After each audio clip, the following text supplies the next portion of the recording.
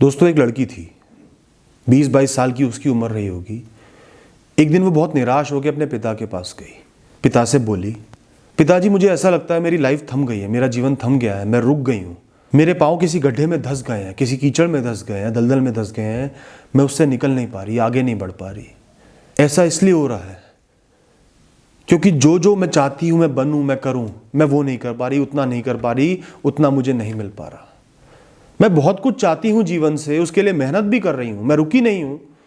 दिनचर्या पर मेरा ध्यान है, दिन रात कर्म करती हूँ, बहुत मेहनत कर रही हूँ, तो भी लोगों को मुझसे ज़्यादा मिल रहा है। मेरे जो दोस्त हैं, साथी हैं, सहयोगी हैं, वो ज़्यादा पा रहे हैं, मैं उस हिसाब से आगे नहीं बढ़ पा रही।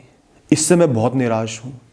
कोशिश में मेरी कोई कमी नहीं है, लेकिन हर चीज़ में निराशा ही हाथ लग रही है, या बहुत कम मुझे मिल रहा है, जिस वजह से मैं बिल्कुल थम गई हूँ, बिल्कुल रुक गई हूँ। जीने का ही मन नहीं करता। बस यही सोचती रहती हूँ कि मेरे साथ ये भेदभाव क्यों कर रही है प्रकृति या भगवान। मुझे पता है कि समय के साथ ही फल मिलेगा, लेकिन तो भी मैं सब्र नहीं कर पा रही। मन मेरा शांत नहीं है, बहुत विचलित है, चलता रहता है, दौड़ता रहता है। मैं कैसे इस मन को शांत करूं और अपना ध्यान कर्मों पे लगाऊं? मैं क्या करूं, आप ही मुझे बताओ।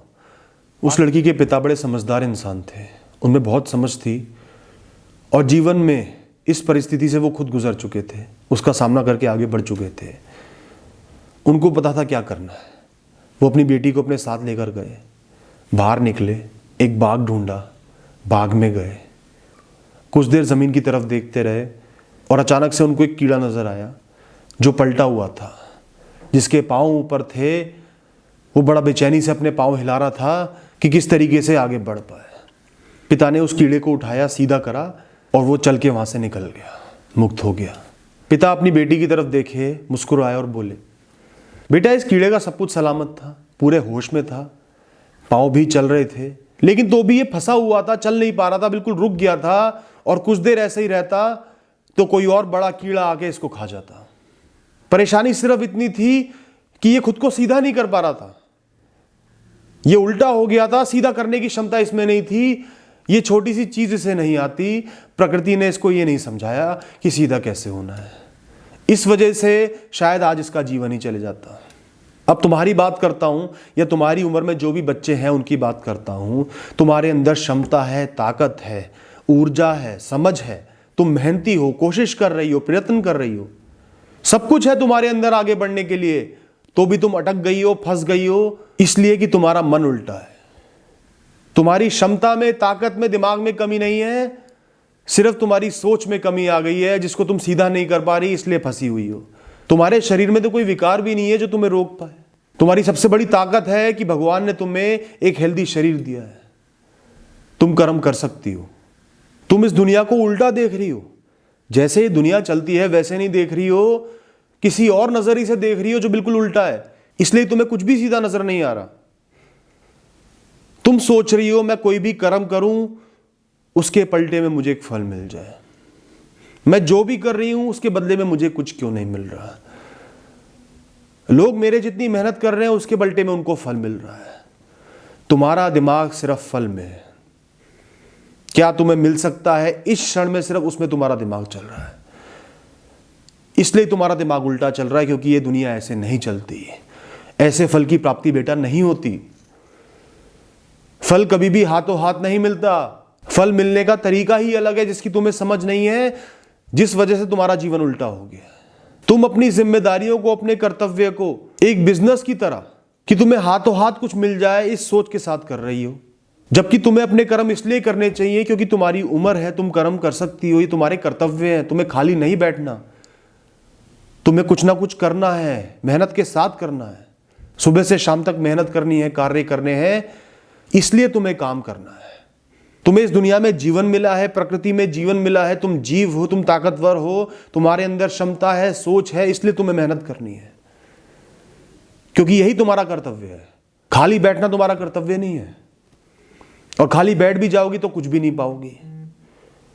शरीर भी खराब हो जाएगा, धीरे धीरे शरीर की क्षमता खत्म हो जाएगी, बीमारियां घेर लेंगी, ताकत खत्म हो जाएगी।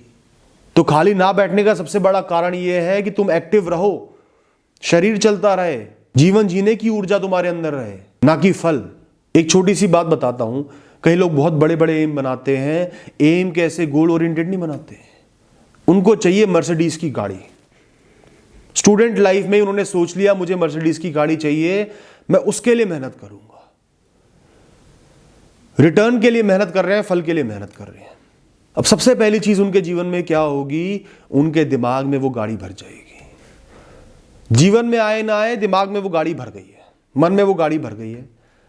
मन में जितनी जगह थी उस गाड़ी की आकृति ने घेर ली है। वो इंसान जब भी कोई कार्य करने जाएगा, कोई भी मेहनत करने जाएगा, छोटे से छोटा काम करने जाएगा, उसके दिमाग में क्या घूमेगा, वो काम नहीं घूमेगा, गाड़ी घूमेगी कि इस काम से मुझे वो गाड़ी कैसे मिल सकती है।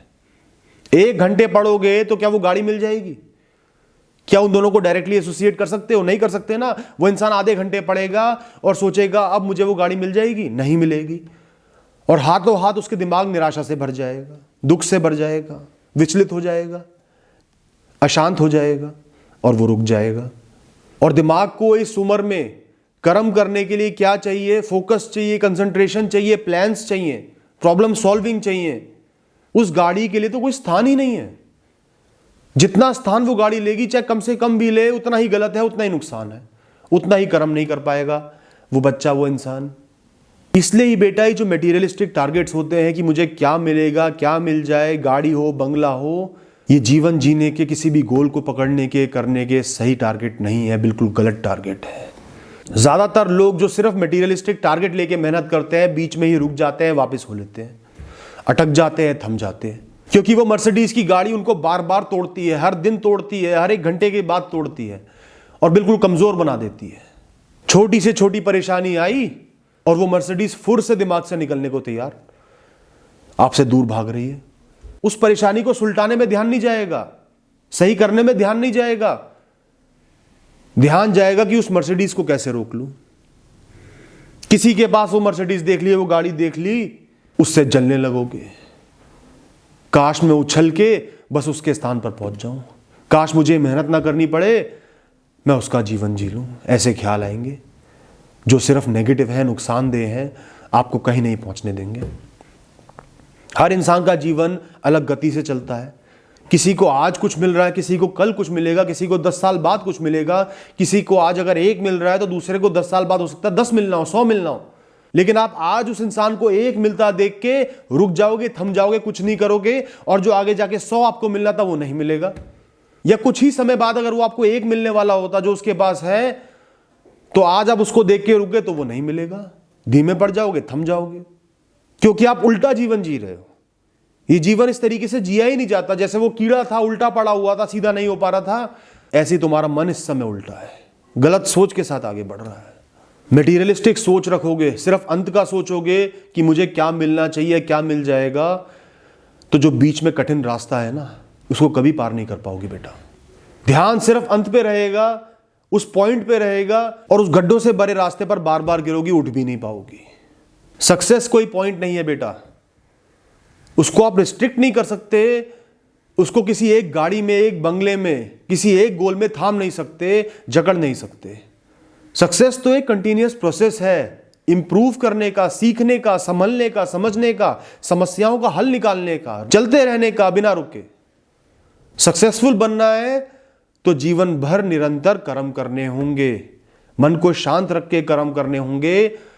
सक्सेस तुम्हारे पीछे दौड़ेगी, तुम उसके पीछे पीछे नहीं जाओगे, वो अपने आप आएगी, तुम उसकी इतनी परवाह भी नहीं करोगे, वो तुम्हारे पीछे पीछे चलती रहेगी। लेकिन सक्सेस को अपने सिर के ऊपर चढ़ा लिया कि मुझे सक्सेस ही चाहिए, तो वो तुमसे इतनी दूरी बना लेगी कि तुम कुछ भी कर लो उससे दूर ही रहोगे। जितना तुम आगे जाओगे उतना वो आगे जाएगी, सिर्फ उसकी तरफ देखोगे, बीच बीच में गड्ढों पे गिरोगे, गति सीमित हो जाओगी, तुम रुक जाओगे। और अक्सर कर्म ऐसे चलते हैं, 1 कर्म का फल नहीं मिलता, 2 कर्म के 2 फल नहीं मिलते, 3 कर्म के 3 फल नहीं मिलते। आप सालों साल कर्म करते हो, आपके अंदर एबिलिटी आती है, सोच आती है, बहुत कुछ समझ में आता है, निपुण बनते हो। जो काम आज आप 1 घंटे में कर रहे हो, कुछ साल बाद आप वो 10 मिनट में कर पाओगे, गहन समझ आ जाएगी, गिर के उठना आ जाएगा। तो कर्म कभी भी आपको हाथों हाथ गिफ्ट नहीं देते, रिजल्ट नहीं देते। बहुत से कर्म मिलके आपको सक्षम बनाते हैं, एबल बनाते हैं, ताकि आप उस समय वो फल आसानी से पालो बिना किसी मेहनत के। तो कर्म करो इंप्रूव करने के लिए, सीखने के लिए, समझने के लिए, ताकि सालों साल बाद आप निपुण बन जाओ, काबिल बन जाओ। और फिर जो फल आपको बहुत दूर दिख रहे हैं, जो टारगेट्स बहुत दूर दिख रहे हैं, जो मटेरियल्स ऑब्जेक्ट्स आपको दूर दिख रहे हैं, वो आपके खुद पास आएंगे, खुद आपको मजबूर कर देंगे लेने पर, जब आप इतने सक्षम हो जाओगे। आपको प्रैक्टिस करनी है, इंप्रूव करना है, सालों साल किसी चीज़ का सोचना ही नहीं, खुद को कर्मों की तरफ डेडिकेट कर देना है कि बस रोज सुबह उठ के मैंने ये काम करना है, रात तक ये काम करना है, इसमें सीखना है, इसमें आगे बढ़ना है। वो काम आपका गोल है, उसमें प्रिसीजन लाना, परफेक्शन लाना, अच्छे से सीखना आपका गोल है। इसके अलावा कोई भी गोल है वो गलत है, उल्टे ही पड़े रहोगे। और सीधे हो गए तो आपको आगे बढ़ने से कोई नहीं रोक सकता, क्योंकि आपके अंदर क्षमता है, ताकत है, ऊर्जा है, शरीर मिला है, प्राण मिले हैं। आपका जन्म ही कार्य करने के लिए हुआ है, कर्म करने के लिए हुआ है, निपुण होने के लिए हुआ है।